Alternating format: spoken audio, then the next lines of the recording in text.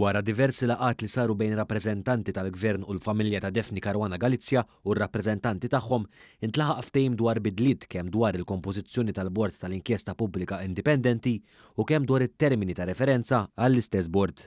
Fi stqarrija l-Gvern ħabbar li l-imħallef emeritu Michael Mallia se jibqa' jokkupa r-rwol ta' chairperson tal-Bord tal-Inkjesta waqt li l-Prim Imħallef emeritu Joseph Said Pulicino u l-Imħallef Abigail Lofaro inħattru bħala l-membri l-ġodda fil-Bord tal-Inkjesta. Fid-dawl ta' dan il-ftehim il-professur Ian Refalo u Dr. Anthony Abela Medici li kienu ġew innominati bħala membri fuq il-bord irtiraw l-aċċettazzjoni tagħhom biex iservu fuq il-bord. Il-Gvern qal li bħala sinjal ta' rieda tajba matul it-taħdidiet, il-membri tal-bord ma natawx il-ġurament meħtieġ bil-liġi qabel il-bidu tal-inkjesta li 3 membri tal-bord. Il-Gvern qal li fid-dawl tal-fatt li l-imħallef Abigail Lofaro hija wkoll membru tal-ġudikatura saru wkoll konsultazzjonijiet mal-Prim Imħallef biex jiġu mitigati xi effetti negattivi li jista' jkun hemm fuq l-amministrazzjoni tal-kawżi li għandha quddiem mal-Imħallef Lofaro.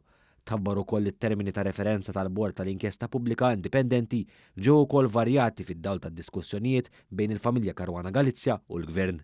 It-termini ta' referenza li ġew ukoll ippubblikati jistabbrixxu fost oħrajn li jiġi determinat jekk xi entità tal-Istat għenitx fl-assassinju jew naqsitx milli tipprevenjih. Il-bord ingħatat l-inkarigu wkoll li fi żmien 9 xhur jiddetermina jekk l-Istat wettaqx l-obbligu li jieħu miżuri ta' prevenzjoni biex jipproteġi lil dawk l-individwi li ħajjithom tkun friskju minn atti kriminali u dan b'mod partikolari fil-każ tal-ġurnalisti. Il-Gvern taħar lill-Professur Ian Refalo u Dr. Abela Medici għarrieda li wrew biex ikunu ta' servizz kif ukoll l-imħalfin Mallia, Said Pulicino u Lofaro għall-impenn li aċċettaw li jwettqu. Preżenti għall-laqat li waslu għal dan il-ftehim kien hemm il-Prim Ministru, il-Ministru għall-Ġustizzja u l-Avukat Ġenerali għan-naħa tal-Gvern u l-Avukat Joseph Zammit Maple, l-Avukat Teris Komodini Kakija u membri tal-familja Caruana Galizia. B'reazzjoni għall-istqarrija tal-kap tal-Oppożizzjoni il-Partit Laburista qal li delija u għall-inqas wieħed li jista' jitkellem dwar inkjesti għax dejjem beża li jkun hemm waħda dwaru minkejja l-allegazzjonijiet serji fil-konfront tiegħu.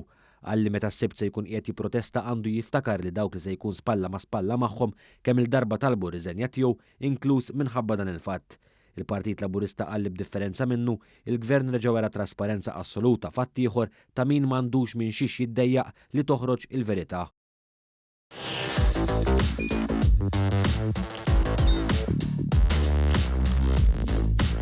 Idħol fuq one.com.mt u hemmhekk tista' tara l-programmi kollha li jxandru fuq One permezz ta' One Play.